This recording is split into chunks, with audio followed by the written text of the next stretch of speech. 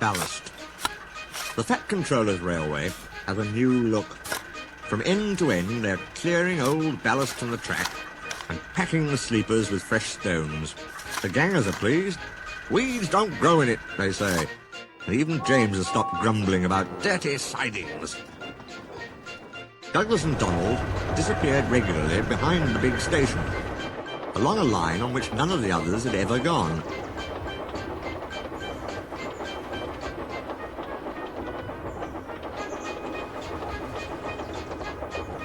They returned with loaded ballast trains.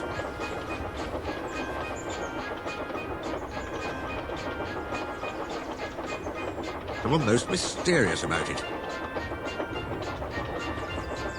"There the wee engines bring the ballast doon for the hills," was all they would say. Soon the engines could talk of nothing else. James and Henry thought the "very wee engines" must be some kind of magic. "I don't believe it," said Gordon. "Donald and Douglas have pulled our wheels before." But Duck wanted to see for himself, so he asked permission to take some trucks.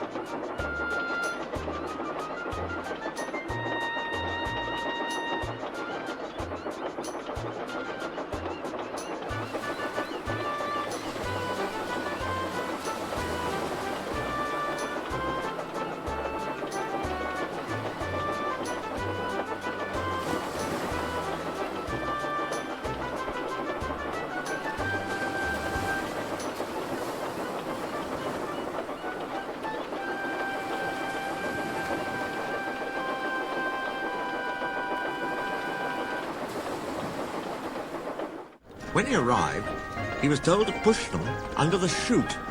This was like a tunnel made of steel girders. On top of it stood some queer-looking trucks.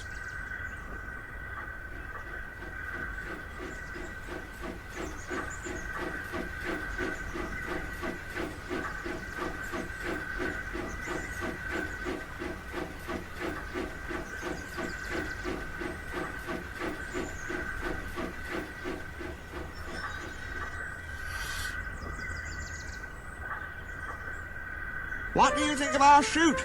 said a voice. "Good, isn't it?" Duck blinked. Standing beside him was a small green engine. "Where did you spring from?" asked Duck. "I've been here all the time," smiled the small engine. "I'm Rex. And you, I'm sure, are Duck. How did you know?" "That's easy. There's only one Great Western engine in these parts."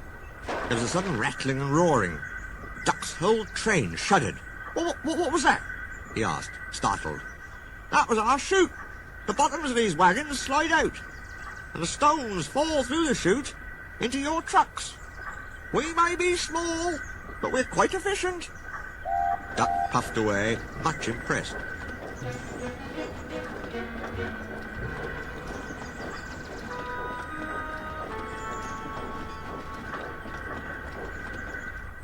Next time there were 3 small engines. Rex introduced Duck to Bert and Mike. "As you can see," he went on, "the small controllers giving us different coats." "Silly nonsense," grumbled Mike.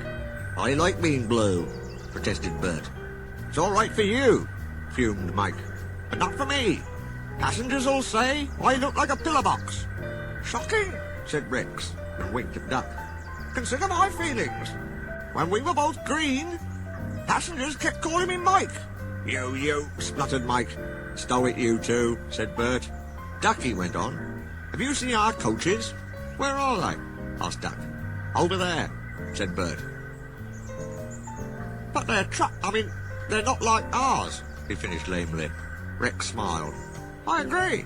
They are like trucks, but they behave surprisingly well." "Says you," put in Mike rudely.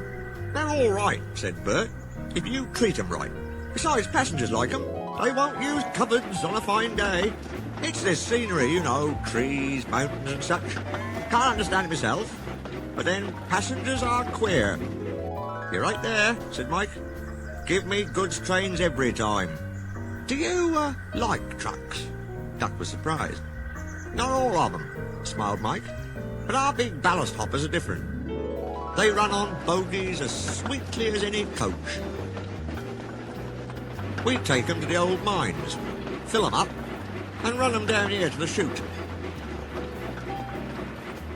The men pull some levers and the whole lot's unloaded before you can say small controller. No trouble at all. How about hot axle boxes? Put in Rex. We soon cured that nonsense. You mean the small controller did? Same thing, grinned Mike. Duck chuckled delightedly. Rex and Mike loved teasing each other. I can't understand, said Duck, why I've never heard about you before. The small engines all answered at once. We've only just come from our railway in England, which closed. Your fat controller asked us to come and fetch ballast for him. And he said he'd bring us plenty of passengers, too. Haven't you had passengers before? Asked Duck. Only in England. It's our first season here. Oh, promised Duck. Then I'll bring you lots. Goodbye, goodbye. And he puffed excitedly away to see about it.